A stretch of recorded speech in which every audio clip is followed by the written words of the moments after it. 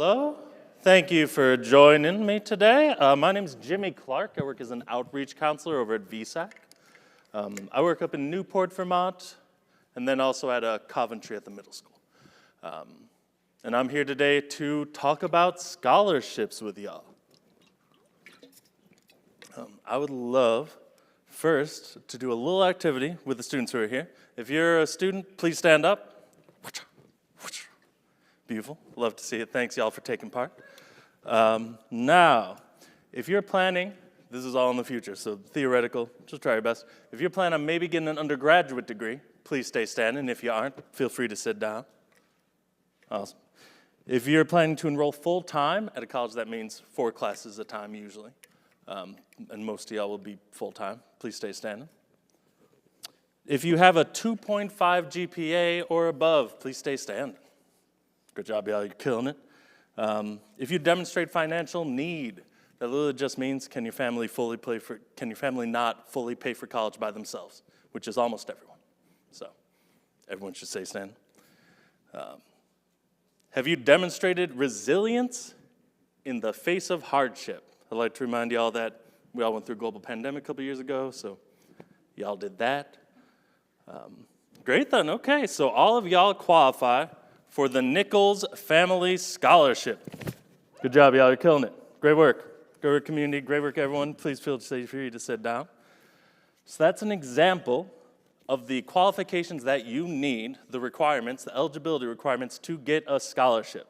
So everyone here already qualified for a scholarship through the state of Vermont, through VSAC, and through the Nichols family. So great work. You're killing it. And that's what we're going to be talking about today is scholarships. One of the types of free money that you can get to help you pay for education after high school. What we're going to cover today are the 3 keys to success. So the 3 things that you can do to best improve your odds of getting scholarships. We're also going to be talking about the 4 steps in the college search or in the scholarship search. And then we're also going to be talking about overall just the things that you might want to consider when you're looking at scholarships. For today's presentation, I'd probably recommend that I'm going to recommend that we save questions till the end. So if you have questions, write them down, put them in the back of your head. We'll talk about them at the end. We'll have time, I promise. But that's the basics of what we're going to be going over. First, let's talk about what scholarships are. So scholarships are free money to help pay for college. So it's funds that you get that you don't have to pay back. This money can come from sources like organizations, the college that you're applying to, veterans groups, gardens clubs, it can be anything. There's a couple different types of scholarships. There's needs-based scholarships, so those are ones that are given out based on financial need. There are merit-based scholarships. Those are scholarships that are given out based on often your grades, but they can also be given out based on like the clubs that you're involved in, sports that you're involved in, things that you've done outside of high school, work that you've done. There's a lot of different ways that merit-based can come through. Community service that you've done. There are also some that are based on contests.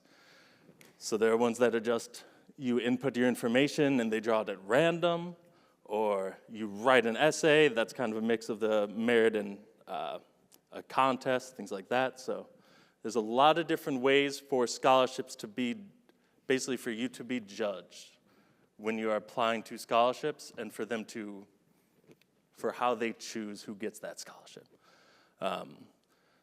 One thing I want to say for y'all is that scholarships usually aren't going to pay for all of college. They're a really good way to help out. They're a really good way to make it so that you have to take out fewer loans. But scholarships are it's going to be really rare unless you get really lucky for them to cover everything. So you should really view scholarships as an additional thing that lowers the amount of loans that you're going to take out to attend school. And they can make a big impact on that, but I want you to go into the scholarship process with reasonable expectations for yourself. The last thing I want to say is scholarships take work to get. If you want to get a scholarship, you have to put in work to have a higher likelihood of achieving the end result you want, which is lower cost to attend school. First of all, let's talk about common myths. 1, my grades aren't good enough. A lot of scholarships aren't given out based on grades. And also, if a scholarship is based on grades, they'll specify the grades that you need when you're applying, so you know if you shouldn't apply or not. Like the one that we talked about before, you need a 2.5. So if you have over that, you can apply, and at that point, the difference in grades doesn't matter. If you have a 2.6 or a 3.0, usually that's not going to be judged, depending on scholarship. Some people think that their parents make too much money to apply to scholarships. Like we discussed, some scholarships are based on financial need, plenty of them aren't. So if your parents make a bunch of money and you're worried that you aren't going to get that aid, when you're applying to scholarships, focus on the ones that don't specify financial need as one of the factors that they look at. Focus on the ones that care about grades that you've gotten, or focus on those merit-based scholarships that we discussed. I'm not athletic. There are some scholarships for sports. It's not the majority by a long shot. Some schools give out a lot of scholarships for sports, depends on the school. If you aren't interested in sports, consider applying to a college that doesn't have a big sports program, so that way they aren't spending a lot of money on the sports teams. And then you have as likely a time as any one of getting those scholarships. And some people think that they have to choose a major to get scholarships. Not true. There are some majors, there are some programs at colleges that give out scholarships based on the majors that students apply to. It's far from the majority of scholarships. So even if you're undecided when you're applying to school, totally fine. You can have as much a likelihood of getting scholarships as anyone else. Oh, and then does this little fun X thing? I should have done that as we were going. C'est la vie. What you gonna do? The 3 keys to success when it comes to getting scholarships. First, communication. It's really important when you're applying to scholarships that you stay in touch with the people that you are applying with. When we get into it, we're going to be talking about the 3 main places you're going to get scholarships, which are the school you're applying to, VSAC, and also local scholarship organizations. With any of those groups that you're applying to scholarships with, it's really important that you, the student, don't make your parents do this, reach out to the organization that you're applying to scholarships from. If you have questions, if you have concerns, if you want to see where things are at. This is difficult because doing stuff is hard. But if you want the money to help pay for school, you have to do work. And that's not me saying that your parents won't help or that counselors won't help, because obviously they will, but you do have to do work to keep in touch with the organization that you're trying to get money from. Next, eligibility requirements. So it's really important that you basically stay on top of the eligibility requirements to get the scholarships that you're applying to. Like we discussed in our example at the start, the Nichols Scholarship needs a 2.5 GPA. You need to have some financial need, which like I said is pretty vague, so almost everyone does. And then you also need to be going to school full time. So you want to make sure when you're looking at scholarships that you're actually reading those requirements to make sure that you meet those requirements, because you don't want to do a lot of work in your senior year to just end up not qualifying because you misread one of the lines of the eligibility requirements. Has everyone in here gotten one of these scholarships and forgivable loans for Vermonters packets? They're all on the table over there. If you check those out, it's a really good example of basically a lot of different scholarships that are available to Vermonters. They have very clear eligibility requirements for students. This comes out every year, so I know a lot of y'all are sophomores or juniors. So for next year, the year after, this packet will come out for your year, and you'll want to check that packet out to make sure that these scholarships are up to date that you're applying to.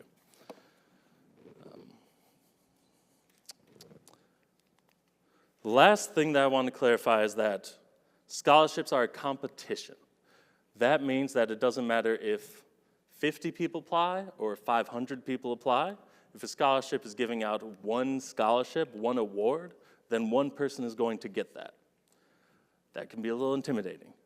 But it also means that if you're putting in good work to get scholarships, you have a higher likelihood than most people who apply. Because most people who are applying aren't trying that hard. So if you actually try to write an essay that is impactful, that you feel proud of, if you actually try to get edits from teachers or counselors, you have a higher likelihood than you think of getting that scholarship. It's a competition, but it's a competition that you can do well at. So let's go over scholarships again real quick. So you're gonna meet the eligibility requirements. You're gonna find scholarships that you're eligible for. You're gonna apply and then compete for those scholarships, and then you'll find out if you get those or not, usually in the spring of your senior year. It depends on when exactly, sometime in between, generally like March and June. Sometimes a little earlier if you're lucky. Speaking of, let's talk about that timeline. So, junior year, you're gonna wanna research the scholarships that you're interested in applying to your senior year. Usually there aren't a lot of scholarships that have deadlines at this point, but there can be some in those like huge global ones, or those huge national ones. So find out what scholarships you're interested in, apply to the ones that you can apply to your junior year. I'd recommend starting that about now or like May. It's just good to start checking, make a list, keep up on the list. We'll talk about some places today, and also this list will be on the VSAC website as well, a list of places that you can go to find national scholarships that you can check out. A lot of the work that will be senior year. So, the big thing are checking in with the colleges that you're applying to make sure that you're doing the work that you need to do to get the scholarships that they offer. The colleges that you're applying to can be a great source of scholarships, especially if it's a private school or if your application's very good at a public school. They can be a great source of scholarship opportunities for you. I recommend checking with the school counseling office for new applications, so new scholarships that you can apply to.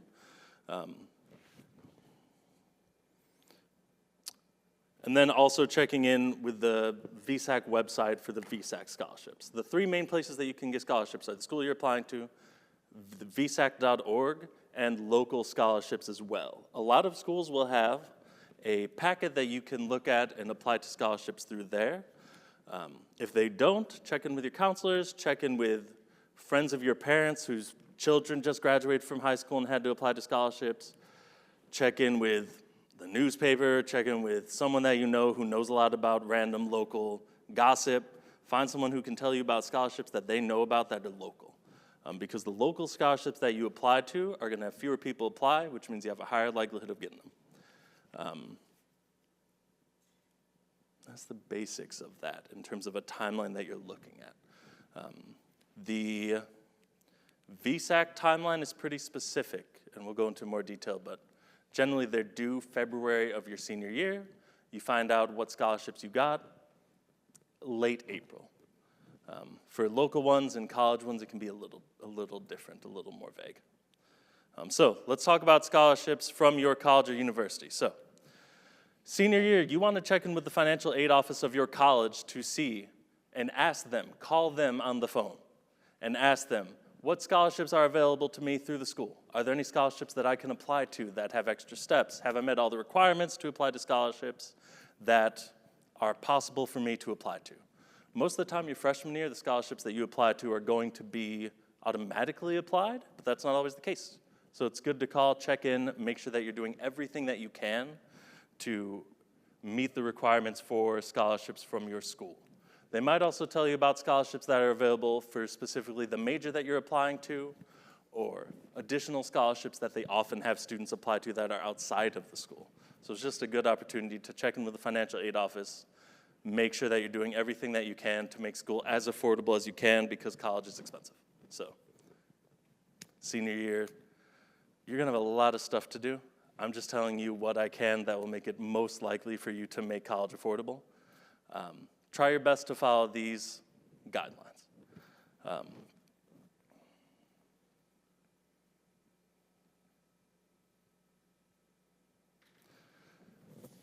The last thing I want to talk to you about, this one can be a little, for college aid specifically, this one can be a little frustrating.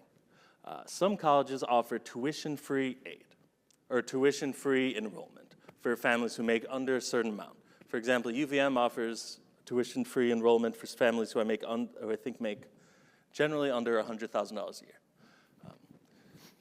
That's true. What that means is that if you get additional scholarships that go straight to the school, often they'll basically fold that into the tuition-free aid they're already offering you. So you can't use that scholarship money to cover the cost of like room and board, fees, things like that.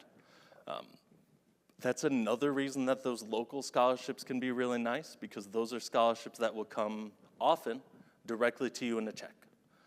So you can use that scholarship money to pay for school as long as you kind of keep it to yourself about what's happening in your life. No one else needs to know. I know what I just said is complicated.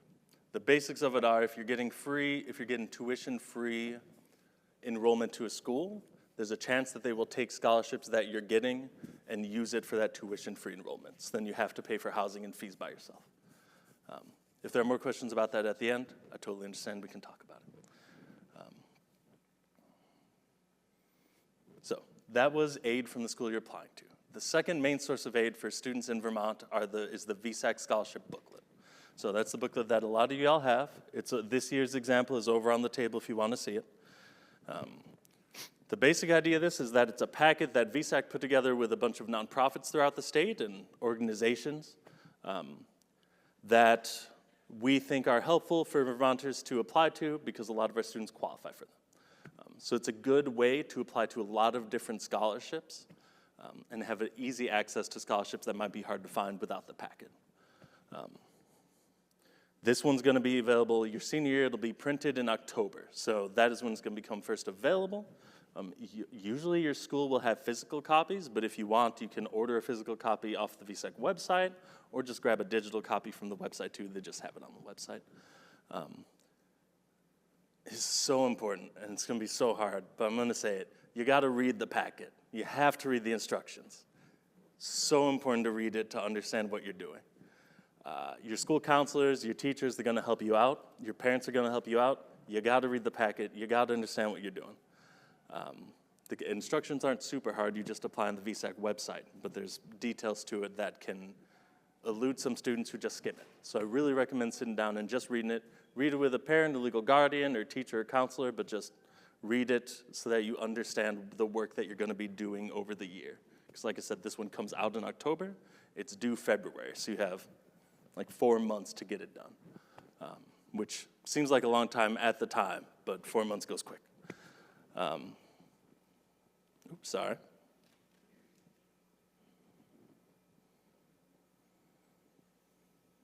The last thing I want to talk about, in this packet, they have 2 different types of scholarships. We have VSAC scholarships, VSAC assisted ones, and then we have other scholarships in the back.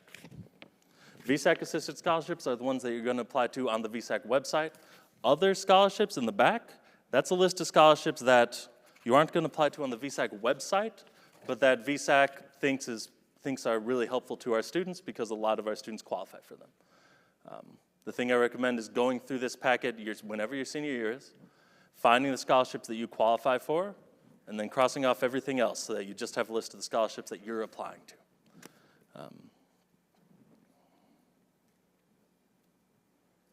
The last big source for students are local sources of scholarships. A lot of these will come from your high school. Like I said, a lot of high schools throughout the state have done what VSAC has done, but for really local sources. So they'll have a packet senior year where you can apply to local scholarships.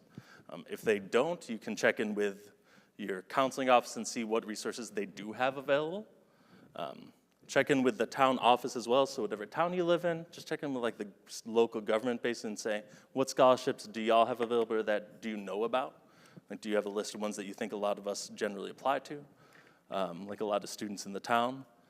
Check in with employers, like big employers in the area will often have scholarships that they're giving out to local students as well. And then community groups as well. So I mean like Elks, Lions, Rotary. Sometimes places of worship will also have scholarships available that aren't just for students who participate in that place of worship. So check with that as well. We're going to get into this later, but really the local scholarships are where I really recommend focusing your energy as much as you can, because fewer people apply to them. But real quick, we can talk about those global searches as well.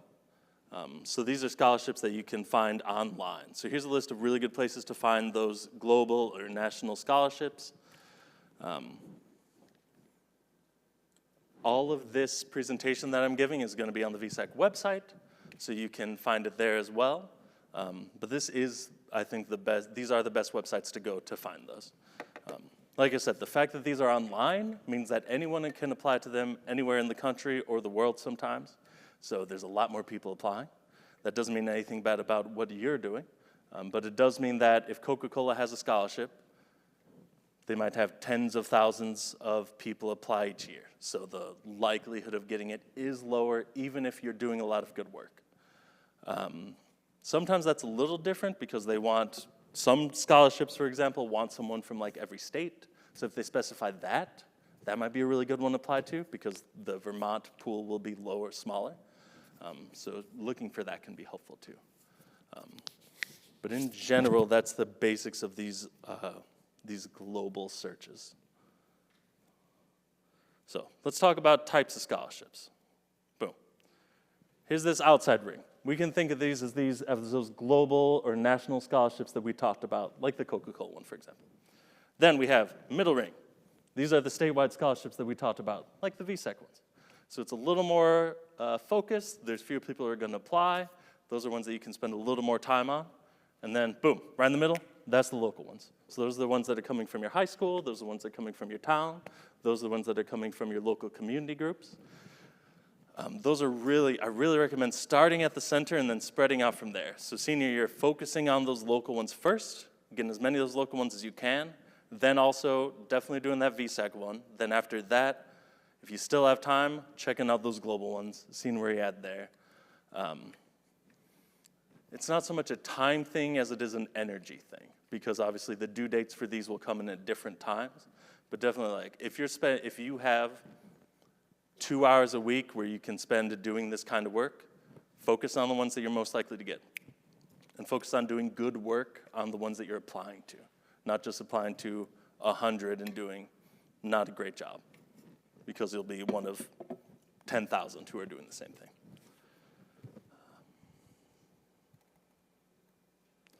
What about scams?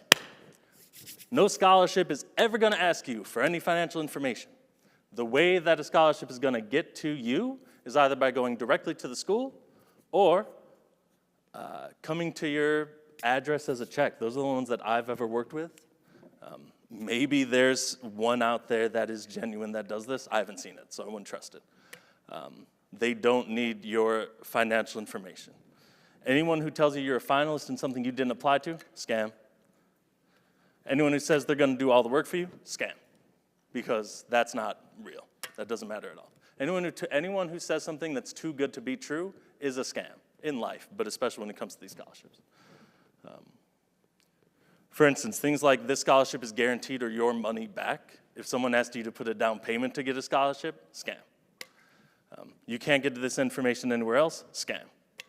There's a fee to apply for this scholarship, scam. There's never a fee to apply to a scholarship because scholarships exist to give you money. So it'd be pretty wild if they try to make you pay to apply to a scholarship. That's the basics with what we're looking for with a scam. I want to specify again for y'all that scholarships are competitive and you need to prove that you're a good applicant. So if someone is saying, you don't have to do any work, we're going to get you free money, scam. It's just not real. So here's the 4 steps for y'all. First, you're going to identify eligible scholarships. So those are scholarships that you are eligible for, talking about what we talked about before, about GPA, about clubs that you've been involved in, teams that you've been involved in, work that you've done, volunteering that you've done, either with your school or with the community. Then you're going to read and follow the instructions for how to apply to those scholarships. Then you're going to submit on or before the deadline. So you're really going to want to keep track. I recommend using like a calendar app or however you best keep track in your life, doing that. Whether that's a calendar app, whether that's a real life calendar. Some people still use those, have a great time. Whether that's your school's little notebook that it gives you at the start of the year, whatever works best for you, keeping track of when these things are due is going to be really helpful. And then for confirm receipt of documents means you want to confirm with who you're applying with that they got what you sent them. So if you sent them an essay, shoot them an email, say, hey, did you get this essay? If you sent them a letter of recommendation, shoot them an email, say, hey, did you get this letter of rec? Not only because it's good to double check that stuff, because sometimes it doesn't come through, but also it looks good. It shows that you care. It shows that you're considering the work that you're doing and want to make sure that it's coming through. And especially for those local organizations, that one can really matter because the person answering those emails can be the same person that's deciding who gets those scholarships. Next step, so after you've applied, after you've submitted all your required documentation, what's going to happen is someone's going to select who gets those scholarships, and then they're going to notify you if you got those scholarships. That's what selection notification means. So for example, for the VSAC scholarships, they're all due early February. The selection day is in mid-April, generally each year, and then students will be notified late April. So for y'all, what that basically means is that a group of real human beings is going to decide who gets this scholarship based on the work that you've included in your application. You'll definitely hear back from an organization if you got the scholarship. If you didn't, you might not always hear back. It might just show up as like an update on the website that you applied to. It might show up as an email that you get. For example, the VSAC ones, if you get a scholarship, they'll send you a letter in the mail. If you didn't get the scholarship, they'll just update your profile on the website to say that you didn't receive those scholarships.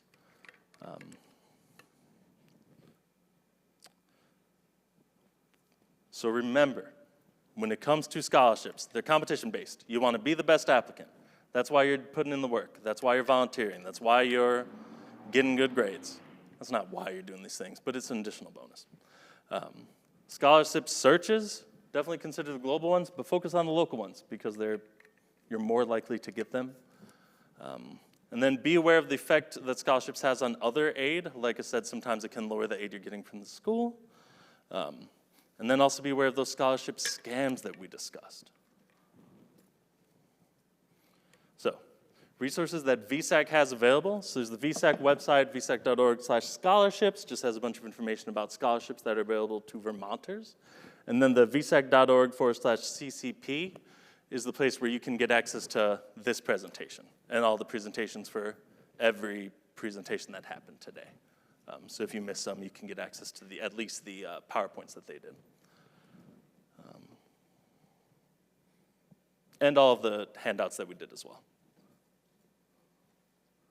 And there we go. So that was our presentation. Does anyone have any questions about scholarships? I know I threw a lot of information at you as well. So even if you just want clarification on stuff, feel free to ask. Hi. So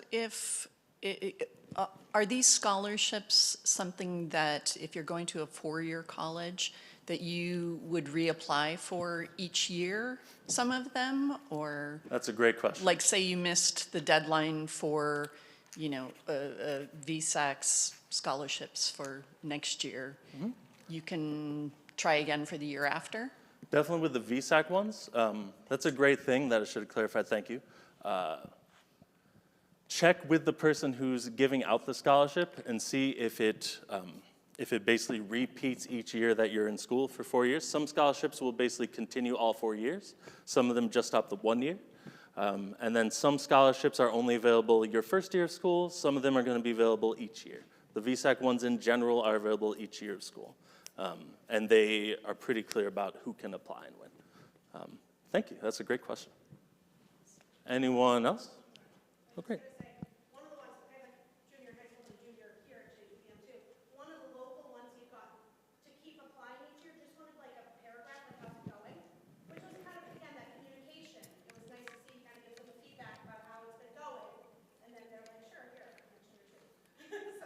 Thank you. Do you mind repeating that for folks online? Oh, yeah, totally. For the folks online, someone just said that they have a student who has to write an essay each year to continue getting a scholarship after their first year. So an essay or not an essay, like a paragraph that just says how the year has been so that they continue getting a scholarship after their freshman year.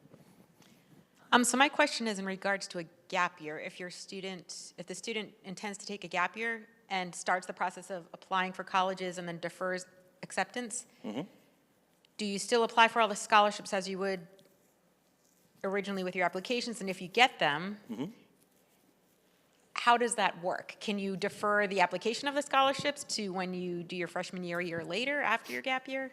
So it depends on the scholarship. Scholarships from the college itself, as long as they officially defer, like they've been accepted, they've gotten their aid from the school and they say they defer, should be fine, but double checking with the school is going to be really helpful. But in general, those ones should be okay. Local scholarships, it'll depend on the organization. That's a good thing to check in with each organization about. Often they'll send you a check, so if you just say, if you ask them, hey, if I defer, can I still apply to this? That would just be what I recommend. Okay. Generally for the VSAC ones, I don't think so. I think it has to be for that year. But the student would be able to reapply the year after. Okay, so good they to can know. just reapply.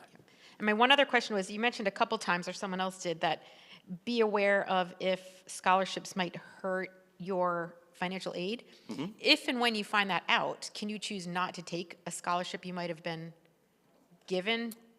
Yeah, I think generally you can. So you can get the aid you want? It's unique scholarship to scholarship. Yeah. And generally what I'm talking about is that the amount of scholarship money you get could directly impact the exact same amount of aid you're getting from the school. Sometimes it could be different, but generally that's what you're looking at. So it wouldn't be a situation where getting a scholarship will make you get a lot less aid, but that could happen. Right. If it does, in my experience, you can just say no to a scholarship. Okay, Yeah. great. Thank you. Yeah. I would say in just expanding on that, a lot of the stuff that we're talking about is very situational, which makes it hard. But that's why the first step is communication, because you want to stay up to date with the person who's supplying your scholarship as well as the school you're applying to, so that you know exactly how much college is going to cost you, or trade school. I'm saying college a lot, sorry about that. Trade school, anything that you want to do after high school. Scholarships can be helpful for. A lot of the scholarships in this book are for people who want to do trade school, who want to do work studies, things like that. So there are options that aren't just college, but regardless, a lot of them are very specific to your own situation.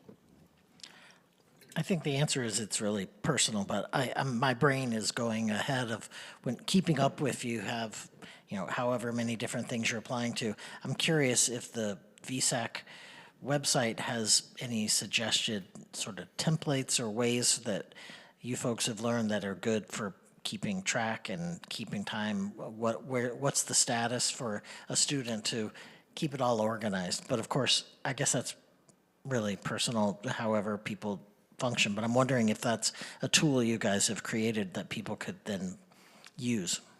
So I know we have the website for the ones that you're applying to on our website.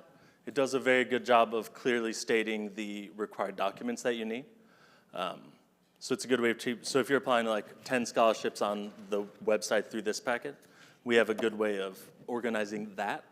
Outside of that, we have a couple of options on the website regarding like a timeline for senior year that students can use, so like a general guideline of like when you should start applying to scholarships, when you should have heard back from schools. That I've found can be really helpful for students. But I don't think we have a really detailed tool in terms of like, I'm applying to this scholarship, it's due here. So yeah, I don't think we have that specifically.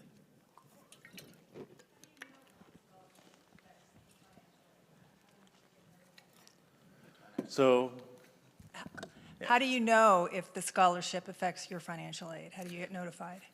ask the college is really going to be the way to do it. It's one of the hard parts about all of this is that each school handles it so differently, which is why the first step, again, is communication. It really is just calling the financial aid department or emailing the financial aid department and being as specific as you can. So saying, hey, or having whoever the student is emailing saying, hey, I'm applying to this scholarship from this organization. If I get this, will it impact the financial aid that you're offering me? And then hearing back from them is really going to be the best way to know a concrete answer. Thank you for the question. I was just wondering, my student seems really interested in the gap years. Are there scholarships I heard you say work study and other pathways there. Do you know of other scholarships specific to gap years or other kind of internship? I know the apprenticeships are different, but other types of pathways. I do know that there are scholarships specifically for students who are doing gap years, not through the VSAC website, but for example, there was a gap year program out in the hall today that would probably have good answers for you regarding that. So if you want, we can get you that organization's name. But I don't know any off the top of my head. Is there anyone else who has any questions? Well, great then. Thanks for coming, y'all. I appreciate you. Yeah.